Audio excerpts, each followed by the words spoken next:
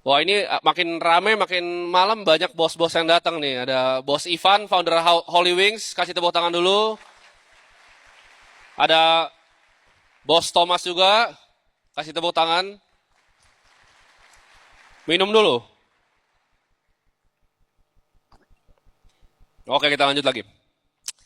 Nah ini akan jadi pemaparan materi gue. Banyak yang nanya 2030 itu apa, dan gue nggak pernah bahas sebelumnya. Jadi ini adalah hasil gue riset, ya mungkin selama 2 tahun terakhir. Jadi yang gue pikirin adalah ketika COVID, kalian mungkin banyak yang ingat cerita gue itu tukar rupiah ke Swiss franc dalam jumlah yang besar dan gue beli Bank BRI waktu 2100. Gue selalu melihat krisis itu sebagai kesempatan. Di mana ada krisis, di situ justru tangga untuk gue naik. Kalau tidak ada COVID, Timothy tidak akan berdiri di sini sekarang. Akademi kripto ini nggak akan pernah ada kalau tidak terjadi COVID. Itu krisis global secara pandemi, tapi bukan secara ekonomi. Kenapa? Karena Federal Reserve ya dan Bank Sentral, gue nggak sebut ya di mana ya, itu semuanya cetak uang rame-rame di jumlah yang kalian nggak bayangin. Jadi ekonomi yang sekarang ini kesannya stabil, itu palsu.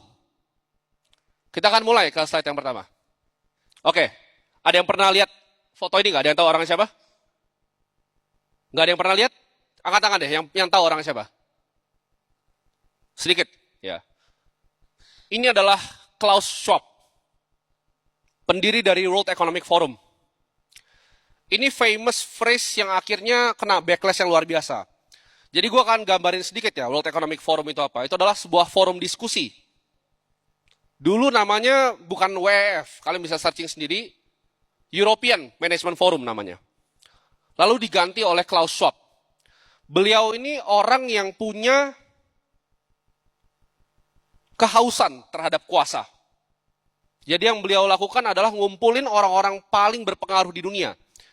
Ini setiap tahunnya selalu ada ya di Davos.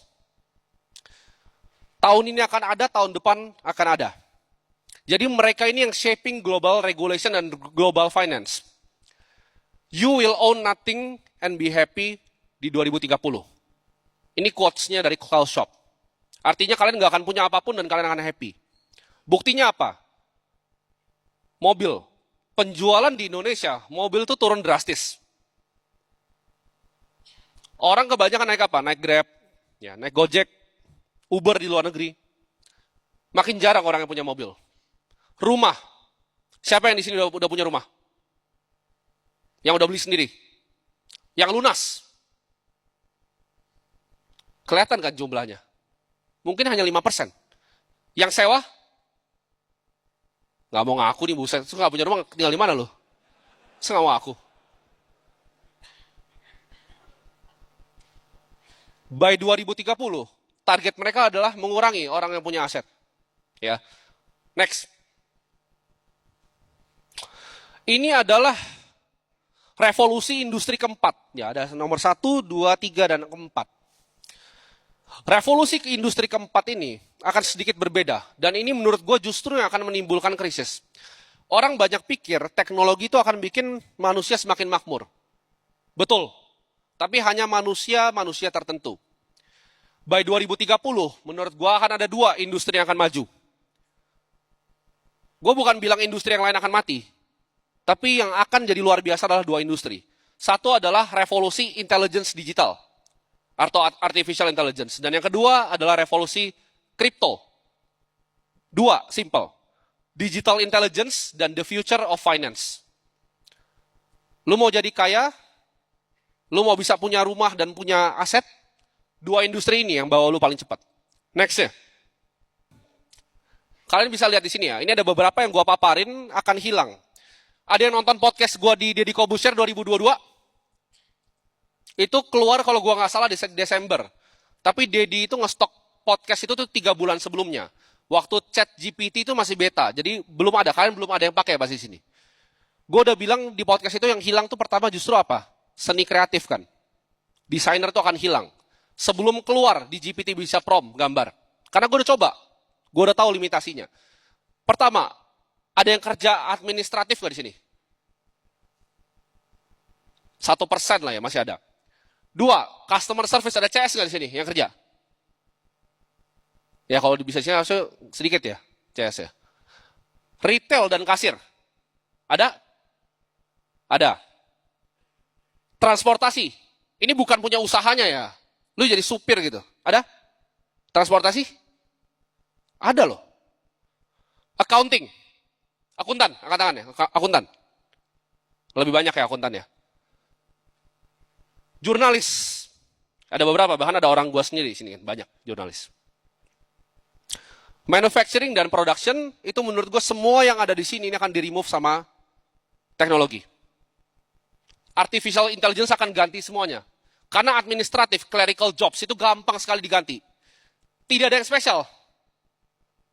Data entry, masukin ke Excel, itu semua bisa diotomatisasi. Basic accounting, pembukuan, udah nggak butuh orang. Bahkan untuk analisa laporan keuangan, kalian cobain aja. Buat lu semua yang punya perusahaan, coba lu screenshot neraca lu tanya ke ChatGPT, kalian tanya, hasilnya ini menurut kalian lebih bagus kalau apa?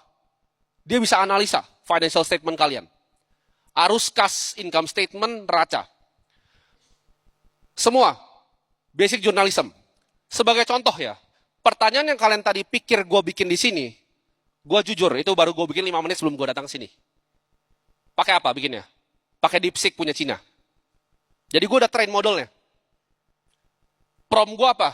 Kasih gue pertanyaan level Bloomberg interview. Ke regulator dan para pelaku industri. Itu pertanyaan yang lu lihat tadi, itu bukan pertanyaan gue.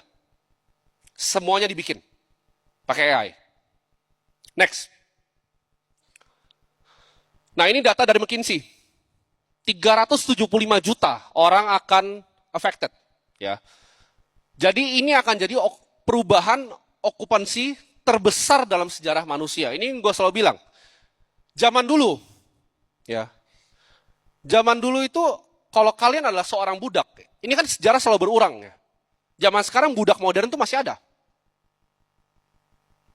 Bedanya kalau zaman dulu budak itu cuma dicambuk, dikasih rumah, mereka dikasih roti. Kalau sekarang dikasih gaji berupa gaji UMR. Tapi ke depannya, ketika teknologi udah bisa surpass itu, teknologi udah bisa menggantikan itu, fungsinya apa lagi? Tidak ada. Dan ini akan sebentar lagi. Ini data dari McKinsey. Next. Kalian lihat. Ini adalah nomor 1, 2, 3, 4, 5, 6, dan 7. Emas, Apple, Microsoft, Nvidia, Alphabet, Amazon, dan Bitcoin. Apa yang 7 aset paling besar di dunia ini have in common?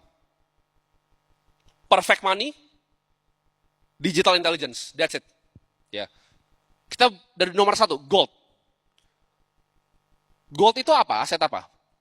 Orang kan banyak bilang itu adalah uangnya Tuhan, God's money. Gold itu udah ada jauh sebelum kita ada di sini. Sebelum kalian semua duduk sini, gold itu udah ada jauh. Ya. Itu adalah orang anggap sebagai uang yang sebenarnya. Karena bank sentral di semua dunia, itu reserve-nya cuma 3 yang besar. USD, Euro, dan Gold. Dan Gold ini akan terus thriving. Nanti kita akan bahas Gold ke depannya ya. Next ya, Apple. Apple ini pasti akan dia.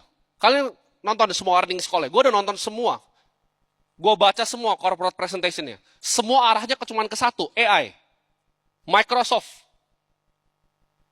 Microsoft ini lagi gila banget ke AI.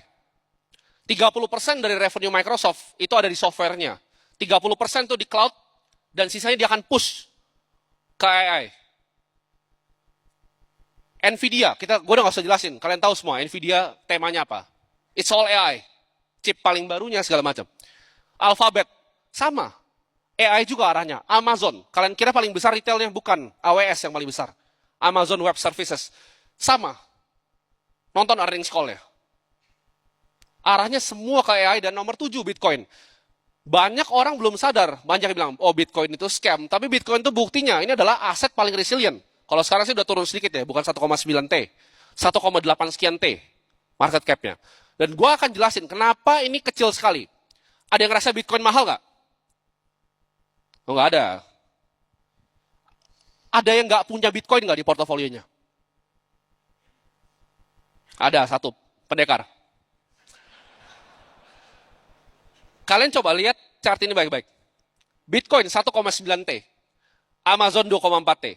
Bitcoin itu cuma satu perusahaan di US. Murah nggak?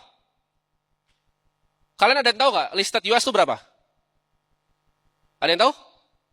Angkanya semua gabungan 50.000. Kalian lihat deh, Apple tuh 3,5 T, Microsoft 3 T, Nvidia 2,94 T. Bitcoin tuh kayak cuman satu. Bahkan ETF, ya, lu gabungin Vanguard punya total stock market index sama Vanguard S&P 500, itu lebih besar market cap-nya dibanding Bitcoin. Jadi yang bilang Bitcoin sekarang udah mahal, itu kurang pinter. Next.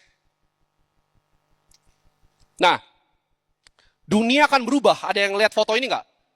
Ada yang pernah lihat foto ini? Ini waktu Donald Trump maju. Ya. Mark Zuckerberg, ini dia lagi ngelirik kemana nih? Kalian tahu kan? Ya. Jeff Bezos, Sundar Pichai, dan Elon Musk. Zaman dulu orang-orang paling kaya itu siapa? Andrew Carnegie, Rockefeller, oil. Zaman sekarang udah bukan seperti itu. Ini adalah kedepannya teknokrat ini akan menguasai dunia. Yang kuasain teknologi akan kuasain dunia. Yang kuasain teknologi terdepan akan yang kuasain dunia. Next. Nah, ini apa yang akan terjadi ke General Masses? Kalian lihat tempat ini bagus kan sekarang, tapi ini nggak jauh dari kalian, ini di Jakarta.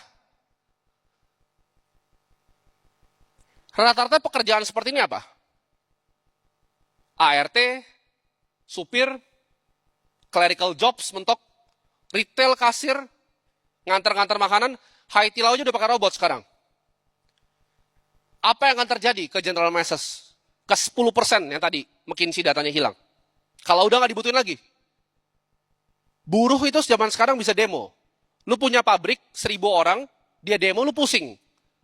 Nggak produktif lagi pabrik lu. Nextnya, punya duit nih, capex hajar bikin robot. Apa yang terjadi ketika buruh udah nggak dibutuhin? Nggak ada tempatnya lagi di society. Next. Nah, gue percaya ini, ya, gue penggila sejarah. Lo tanya gue semua yang terjadi dari tahun 1000 mungkin sampai sekarang gue hafal semua. Setiap century, hal besar apa yang terjadi. 1741 apa yang terjadi. 1800 itu gue pelajarin secara detail. Kenapa? Karena gue percaya sejarah itu selalu berulang.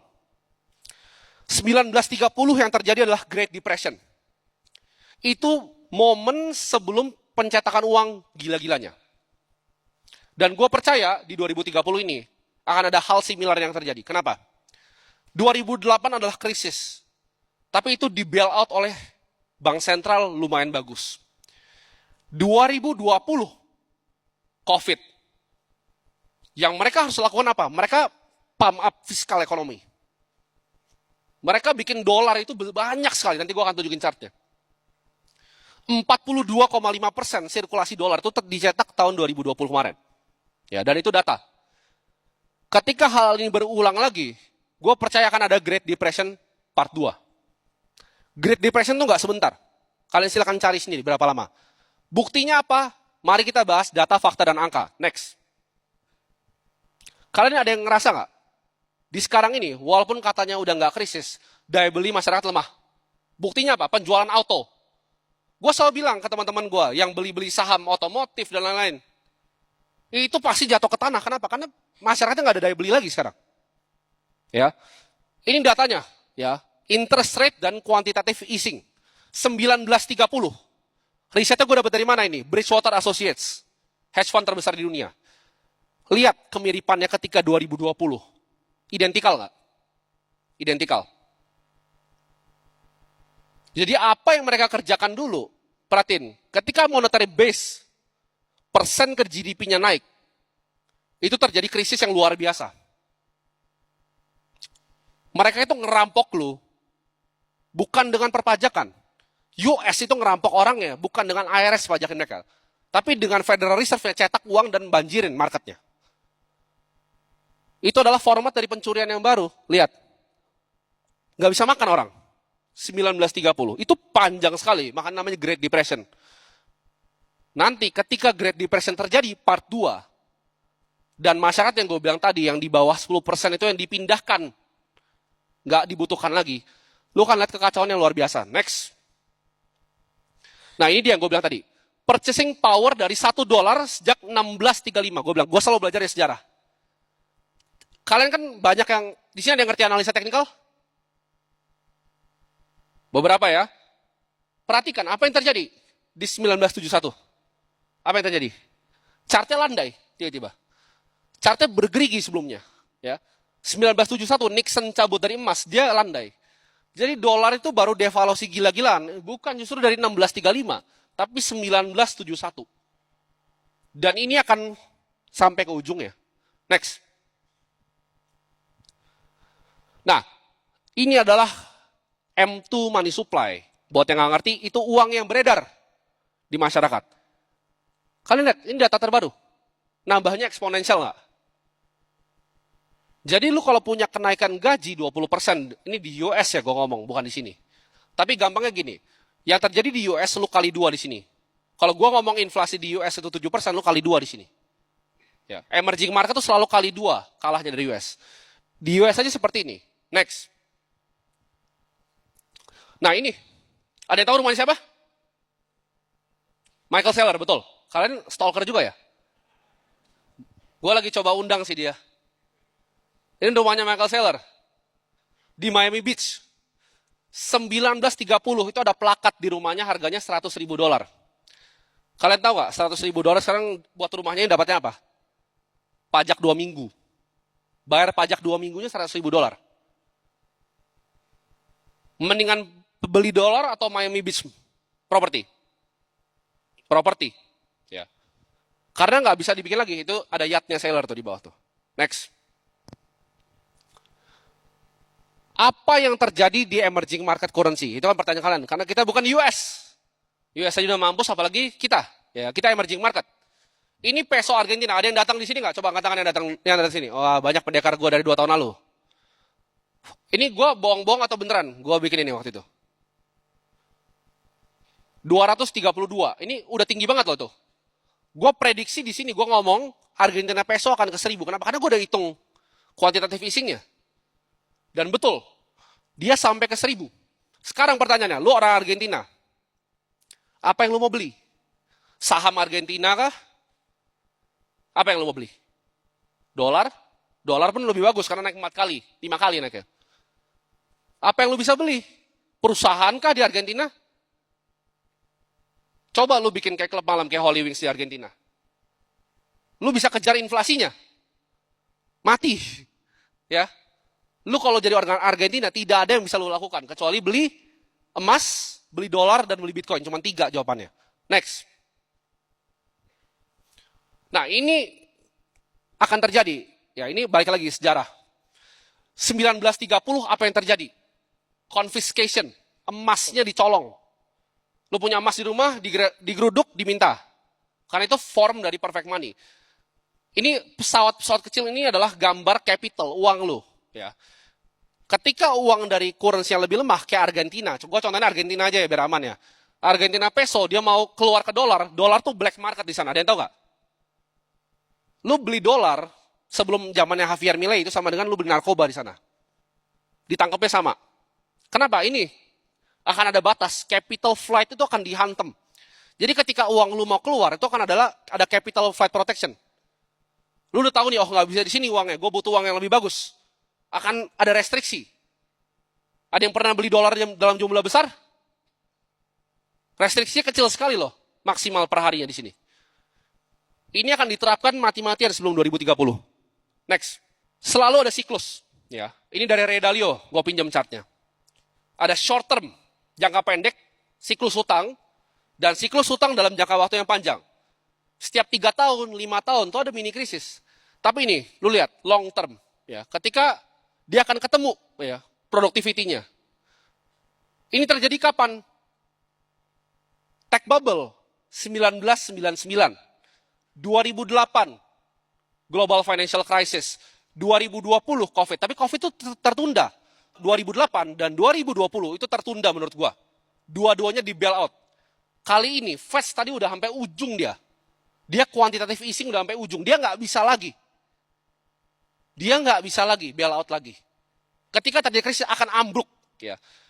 Dan lu akan lihat siklusnya ketika empire rise and fall. Kapan jatuhnya kerajaan? Next. Ini dia, ya. Selalu terjadi seperti ini. Kedamaian, Amerika menang karena dia menang semua perang. Militer paling kuat, World War I, World War II, menang. Takut lawan Amerika, damai. Financial bubble and big wealth gap, 2008 terjadi, ya. Financial bust dan economic downturn, 2008-2020. Printing money and credit sekarang.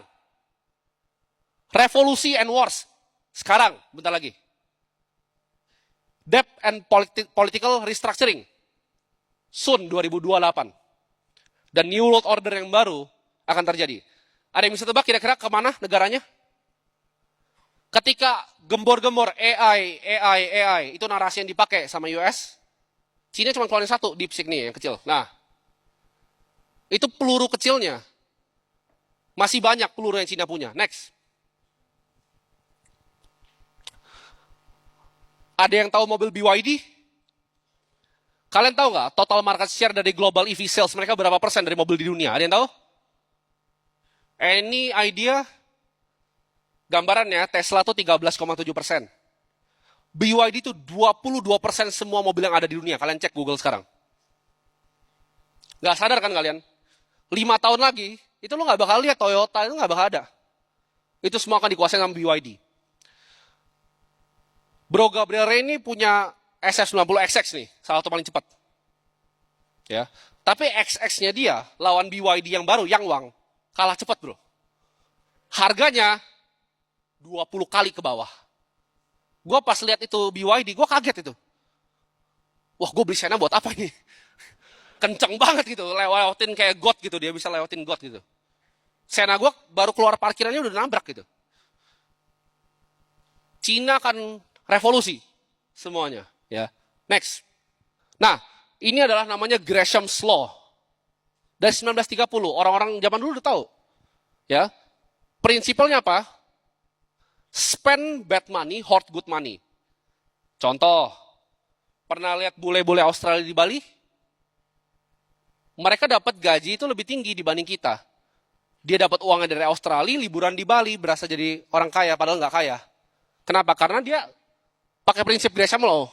Dia spend bad money, dia hoard good money. Dia dapat gaji dalam bentuk Australian dollar, dia spending dalam IDR. Sama kayak mereka yang ke Thailand. Mereka spending di baht yang lebih murah. Ya, ketika kalian buang bad money, ya mungkin seperti beliau-beliau di depan ini yang Bitcoinnya sudah banyak, lu akan merasa semuanya jadi lebih murah. Next.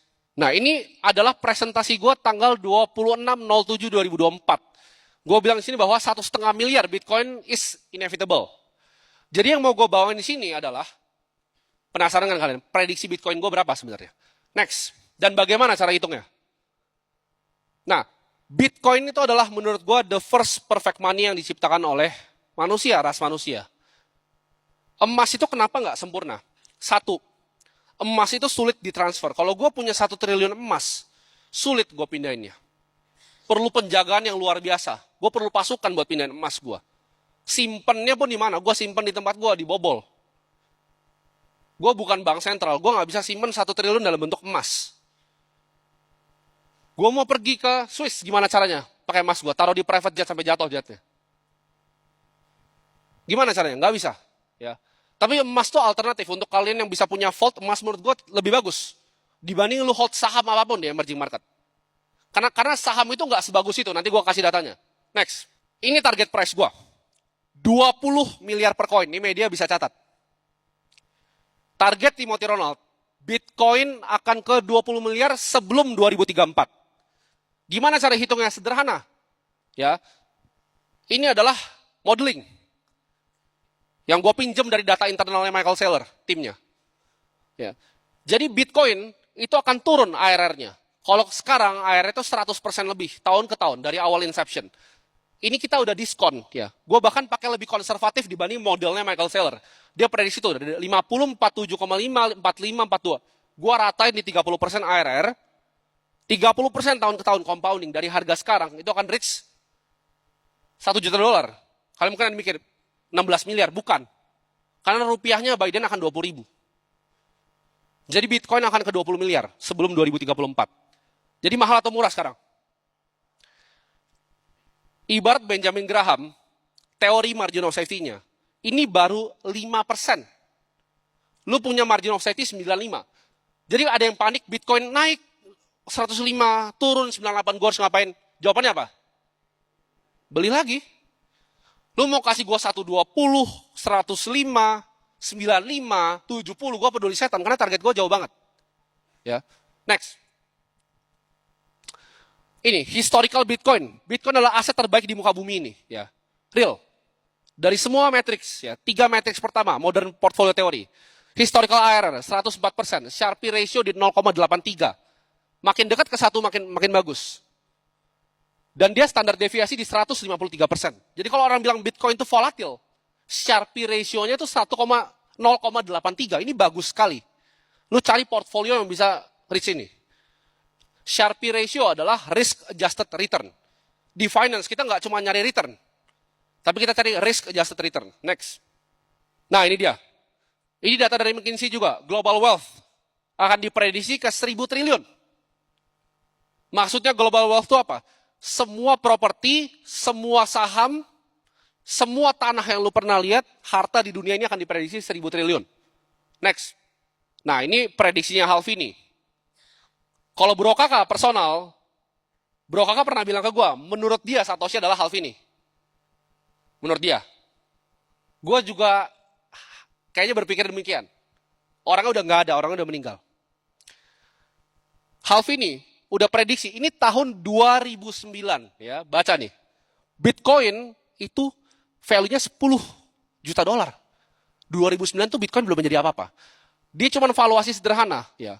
Dia estimasi 100 triliun US dollar ke 300 triliun global wealth. Tapi McKinsey tadi bilang, karena ini 2009, udah meninggal juga orangnya. McKinsey prediksi akan ke 1.000 triliun. Jadi kalau kita pakai proyeksi Halvini, lebih jauh lagi. Kira-kira berarti harusnya di sekitar 25 sampai 35 juta dolar. 3 Bitcoin is all you ever need. Buat lo orang-orang kaya yang duduk di sini, beli 3 sekarang, you're set for life.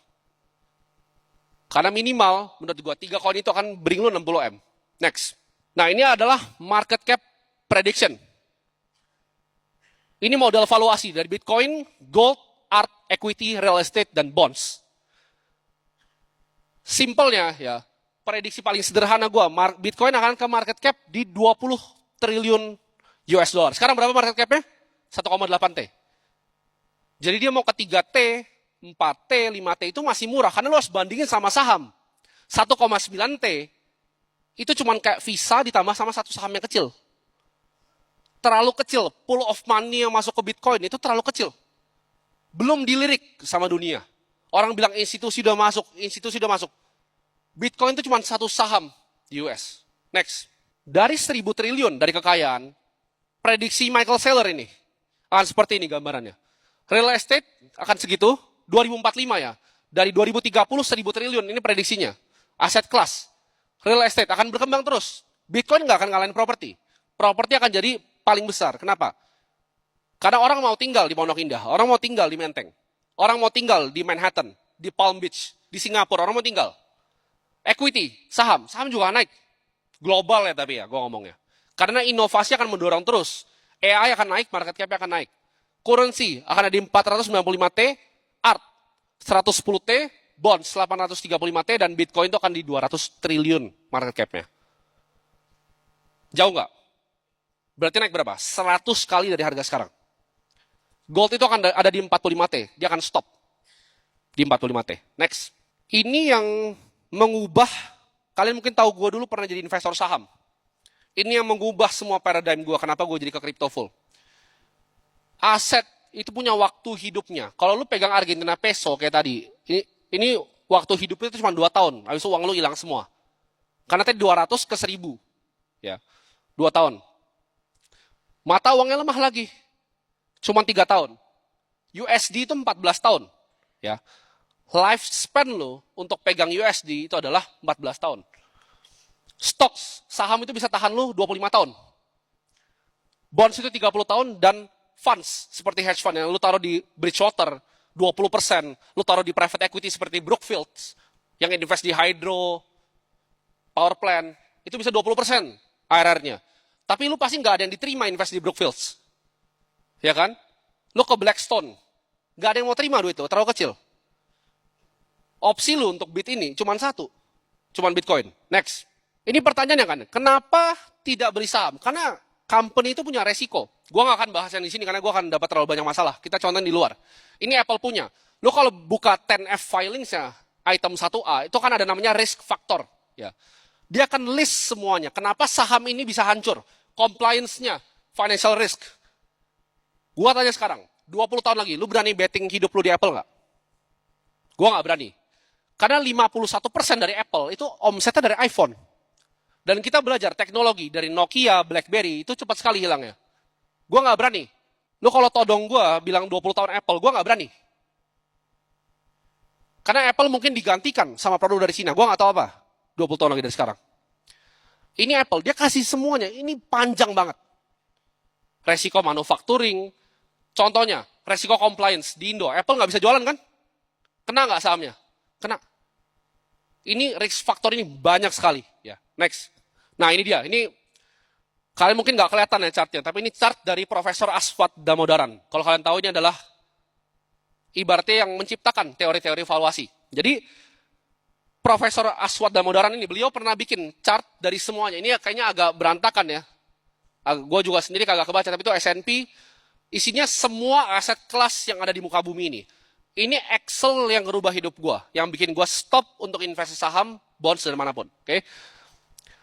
$100 lu investasikan di 1928 ya, itu akan jadi $5.360 di stocks. Sedangkan treasury bonds itu 7.159. Jadi saham itu actually kalah sama treasury bond kalau ditarik dari 1928. Dari datanya ini cuma 4% saham yang survive. Yang BEP itu 4%. Outperform 0,25. Jadi lu basically stock picking itu impossible game.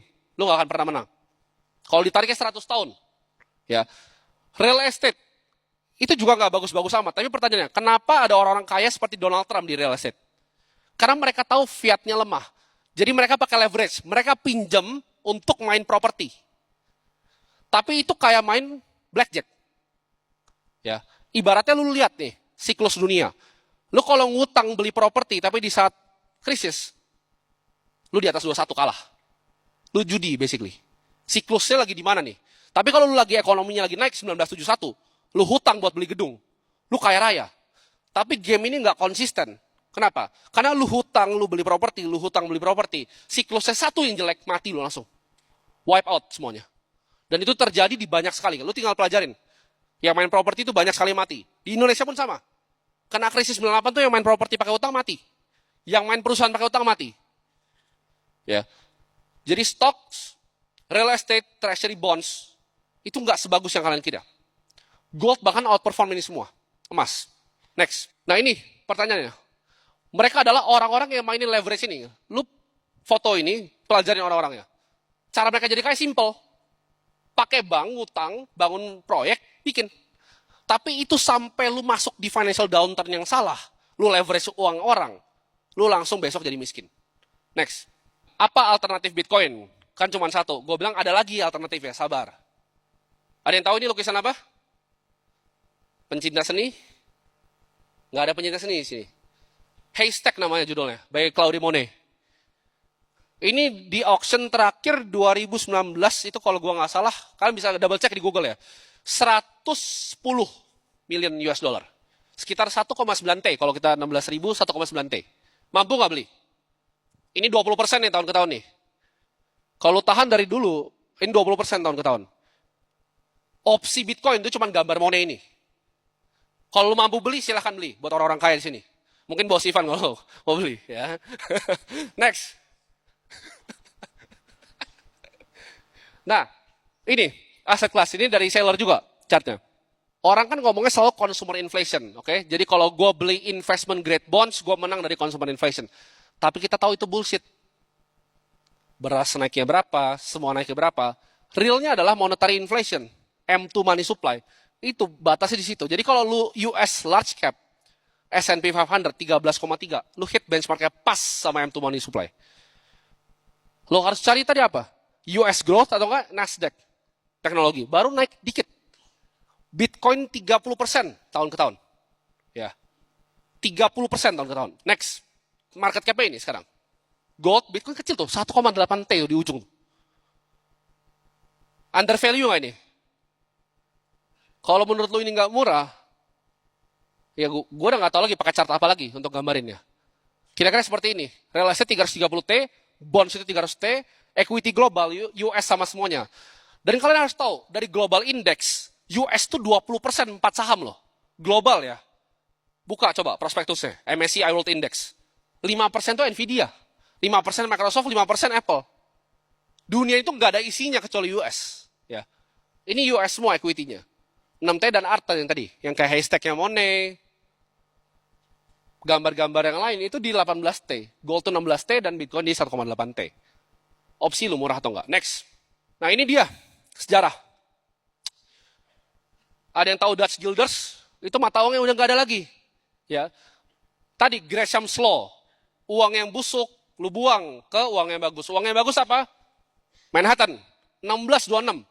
60 guilder tuh beli lu Manhattan. Guildernya sekarang udah nggak ada. Ngerti nggak? Currency itu cuma palsu. Dibuat. Akal-akalan. Ya. Guilder tuh udah nggak ada lagi. Lu cari. Dutch Guilder udah nggak ada. Tapi lu 60 guilder lu bisa tukar sama Manhattan. Itu 6% tuh ARR-nya. 60 guilder jadi 2,1 triliun. Louisiana. Harganya 15 juta dolar. Ada nggak yang mau beli Louisiana 15 juta dolar? Sejauh itu. Currency itu devaluasi. California, 18 juta dolar. Alaska tuh cuma 7,2 juta. 7,2 juta dolar, lu bisa beli Alaska. Tapi tahun 1867. Ya. ARR-nya nggak besar. Lihat nggak? 6%, 6,3, 7,7, 7,8. Itu kenapa Albert Einstein bilang compounding adalah hal terbaik yang ada di dunia ini. Karena 30% tahun ke tahun ARR. It will do you wonders. Kalau Bro Ray ini kan 100% kan ARR-nya. Ngikutnya dari 2014. Bro Oscar juga sama. Udah tidur tenang ya kan. Beli mobil sekarang tinggal beli mobil. Karena pakai Gresham's Law. Hoard good money. Spend good money. Next. Nah, Bitcoin itu ada resikonya nggak? Itu pertanyaan kalian semua. Ini gue akan jawab semuanya di sini. Menurut gue kemungkinan. Crackdown, regulatory crackdown. Anggap semuanya satu dunia ini ban Bitcoin. Ini yang Bro Ray bilang di podcast gue. Tapi gue sedikit nggak setuju bro. Karena menurut gue gak akan mati. Mau semuanya ban Bitcoin, gue aja rada nol. Secara teori Bitcoin gak akan mati, ya nggak? Satu notulen itu bisa tahan semua networknya. Dengan sistem yang diciptakan Satoshi, ketika ada miner yang mati, ada fan ada yang lain lagi yang ganti. Kenapa? Karena harganya akan makin bagus untuk dia mining.